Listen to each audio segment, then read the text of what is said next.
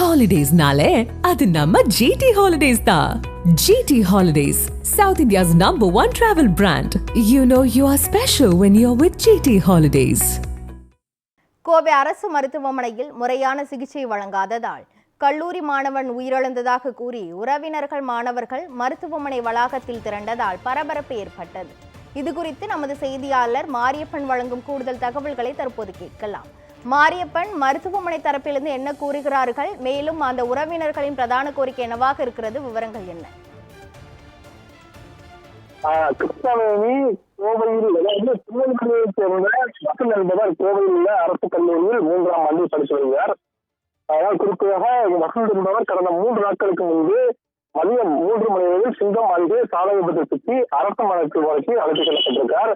கடந்த 3 நாட்களாக சிகிச்சை கொடுக்கப்பட்டும் அதே போன்று எந்த தகவல்களும் மருத்துவர்களும் செவிலியர்களும் முறையாக தெரிவிக்கவில்லை என குற்றம் சாட்டி தற்போது மாணவர்கள் திறந்திருக்கிறார்கள். குறிப்பாக சரியான சிகிச்சை கொடுக்காத காரணத்தால் மாணவர் உயிரிழந்ததாக குற்றச்சாட்டு வைத்திருக்கிறார்கள். மேலும் எதற்கெடுத்தாலும் மருத்துவமனையில் பணம் கேட்டு கொலை செய்வதாகவும் ஒவ்வொரு பொருளையும் வெளியே இருந்து வாங்கி வருவதாகவும் மாணவர்கள் கடுமையாக குற்றம் சாட்டியிருக்கிறார்கள். அதாவது மாணவர்கள் திரண்டை எடுத்து உடனடியாக பந்தயசாலை போலீசார் உடனடியாக மாணவர்களிடம் பேச்சுவார்த்தை நடத்தார். ஆனால் உயிரிழப்புக்கு சரியான காரணம் தெரிந்த பின்பு காரணத்தை மருத்துவர்கள் கூறிய பிறகுதான் தாங்கள் கலந்து கொள்வதாகவும் மாணவர்கள் கருத்தில் தெரிவிக்கப்பட்டிருக்கிறது. அதாவது 3 மணிக்கு அட்மிட்டான வசந்த் என்பவர் 6 மணிக்கு தான் அட்மிட் பண்ணார்கள் எனவும் தொடர்ச்சியாக ஒரு ஐசியூ வார்டுக்குள் 10 வயதுகள் இருந்த போதும் கூட அவர்கள் சரியாக கவனிக்கவில்லை. ஒரே ஒரு மருத்துவர் மட்டும்தான் பணியில் இருந்தார்.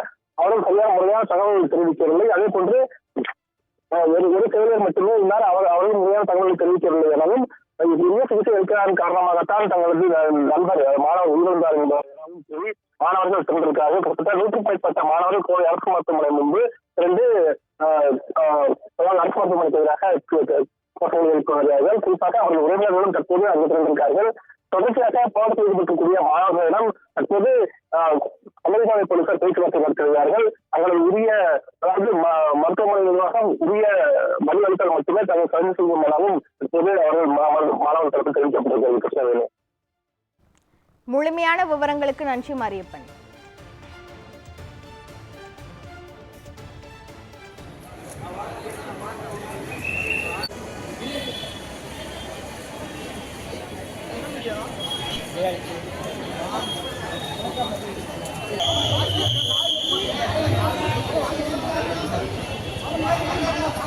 நாங்க போய் தொடக்கிறோம் டாக்டர் கேட்கலாம்.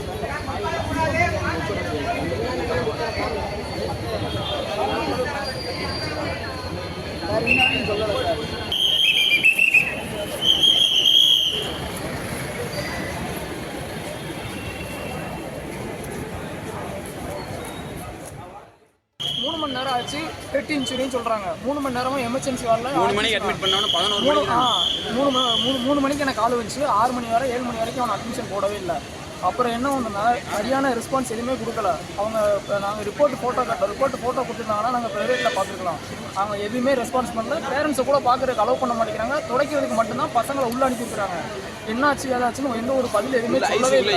ஐசியூ வார்டில் 7 பேர் இருக்கிறாங்க. அந்த 7 பேருக்கு ஒரு மேடம் தான் இருக்கிறாங்க.